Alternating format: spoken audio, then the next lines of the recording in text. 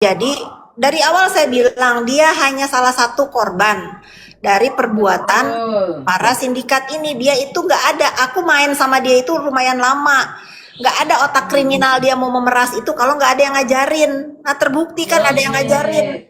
Kita harus fair ya, walaupun aku Betul. gedek sama dia, dia nyerang-nyerang aku. Hmm. Ternyata mungkin karena euforia, udah begini, udah gini, udah gini gitu. Menurut aku tuh ada yang menyemangati dia untuk seperti itu. Lebih ke dia ini sekarang kena tumbal ya, Iya, ditumbalkan nah, orang lain ya. nah iya terbukti Iya, kan, terbukti betul. sekarang Hmm. eh apa yang aku baru tahu juga kasihannya juga jadi dia ini ya kalau ada pendukung-pendukungnya CNM nih di sana ya, ini kalian simak ya baik-baik ya. Aku tuh mendengar dengan kuping nih bulan puasa lillahi ta'ala bulan puasa ya. Aku mendengar dengan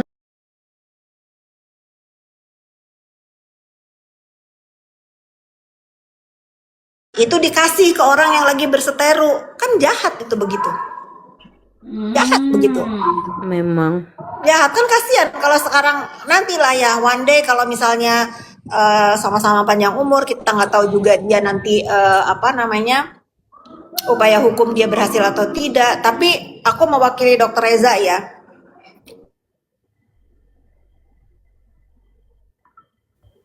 Like.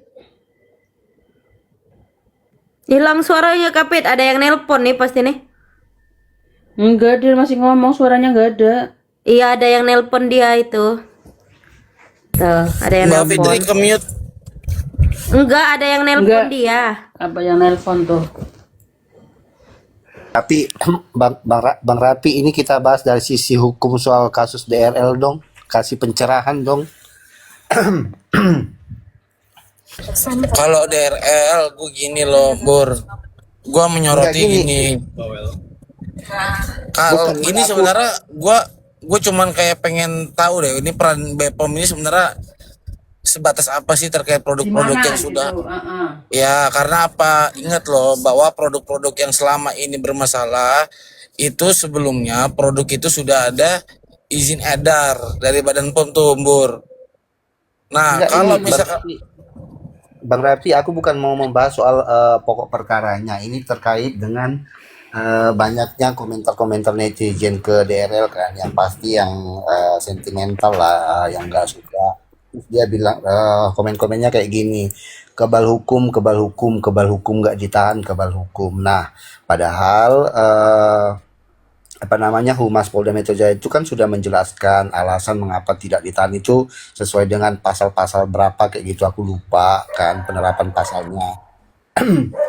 Nah, yang netizen tahu ini karena nggak dia karena PMJ itu tidak melakukan penahanan sama dia, mindsetnya netizen ini berpikiran oh kebal hukum kasusnya selesai padahal tidak kan kasusnya itu masih tetap berjalan sampai nanti penyidik itu melengkapi berkasnya untuk dilimpahkan ke kejaksaan sampai nanti ke persidangan kayak gitu kan.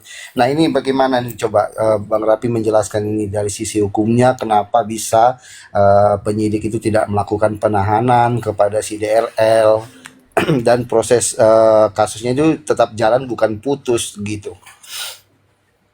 ya kalau terkait soal penahanan lagi-lagi nih ya, Bur ya. Gua bingung deh. Selama ini kan si Doktif ini kan teriak-teriak soal masalah penahanan seseorang. Maksud gue gini, jangan gila-gila orang ditahan gitu loh. Selama hukum acaranya itu nggak ditabrak oleh polisi. Contoh nih ya, kenapa itu DRL tidak ditahan? Karena alasan seseorang dilakukan penahanan ini tuh ada beberapa tumbur. Ada yang sifatnya objektif, ada yang sifatnya subjektif. Nah, sifat yang objektif itu memang sudah tertera dalam undang-undang. Kalau misalkan ancaman hukuman di atas 5 tahun, apa namanya bisa ditahan lah atau wajib lakukan penahanan. Tetapi ada alasan subjektivitas seorang penyidik kalau melihat bahwa si tersangka ini kooperatif, tersangka ini apa namanya tidak ada kekhawatiran untuk melarikan diri kayak gitu misalkan. Nah itu kan namanya apa namanya sifat subjektif penyidik ini ya hanya penyidik lah yang bisa mengetahui itu, kita nggak bisa menilai. Dan apakah itu salah? Tidak dipersalahkan, sesuai undang-undang diperbolehkan seperti itu, tidak dilakukan penahanan gitu selama nanti ada pada saat pelimpahan ke kejaksaan, nanti kejaksaan juga sama tuh apakah kejaksaan melakukan penahanan atau tidak. Itu bisa juga tidak dilakukan penahanan dengan alasan tadi. Jadi makanya kalau misalkan Doktif ini terlalu teriak-teriak soal penahanan seseorang, buat gue ngapain deh gitu, gila-gila banget orang ditahan nanti. Kalau sudah ada putusan ingkrah, putusan ingkrah nih dari pengadilan, lalu ada seseorang tidak dilakukan penahanan, itu baru kita sebagai masyarakat baru gila-gila teriak penahanan. Tahan dong orang itu, kayak gitu misalkan. Jadi itu alasan subjektif dari seorang penyidik, Mur. Nggak bisa juga kita mengintervensi itu. Kalau penyidik berpendapat bahwa oh sejauh ini DRL kooperatif kok, oh sejauh ini DRL ini dengan alasan-alasan terus terang dengan keterangan-keterangannya, kan bisa juga itu menjadi alasan dari penyidik tidak dilakukan penahanan terhadap DRL. Gitu, Mur.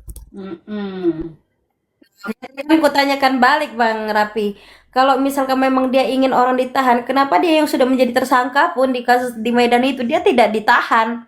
Nah kan boleh kita bertanya balik ke dia kayak gitu kan? Dia kan Nah, selalu kebal hukum.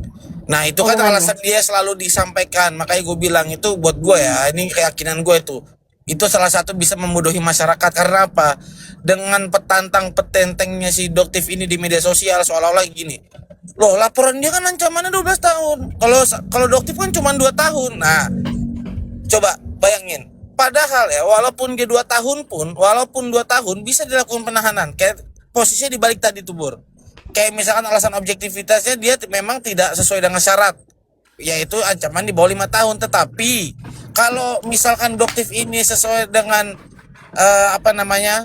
keyakinan penyidik secara subjektifnya itu merasa bahwa satu, Doktif ini nggak kooperatif, atau misalkan dua, Doktif ini mengulangi perbuatan pidana lagi.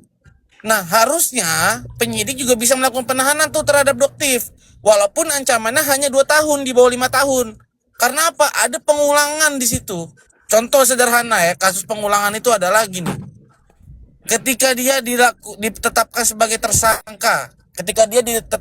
tersangka di Polres Jakarta Selatan terhadap kasus pencemaran nama baik, lalu kemudian di beberapa hari berikutnya dia melakukan hal yang sama. Contoh misalkan, berarti melakukan hal yang sama itu apa? Berarti mencemarkan nama baik lagi, melakukan tindak pidana lagi, ngata-ngatain orang lagi, kayak semacam itu. Nah, penyidik sebenarnya bisa melakukan penahanan dengan alasan tersebut. Karena apa? Ini si Doktif ini ternyata mengulangi lagi, padahal dia sudah ditersangkakan terhadap kasus pencemaran. Tapi kenapa dia melakukan hal itu lagi di luaran gitu? Jadi nggak mesti 2 tahun itu tidak ditahan, nggak juga. Kalau memang penyidik berpendapat bahwa ini si tersangka ini ternyata mengulangi perbuatan lagi, tersangka itu tidak kooperatif, tersangka itu ada indikasi melarikan diri ataupun menghilangkan barang bukti, bisa penyidik menahan itu walaupun memang ancamannya 2 tahun. Gitu, Mbur. Jadi itu Kombur. Jadi alasannya karena memang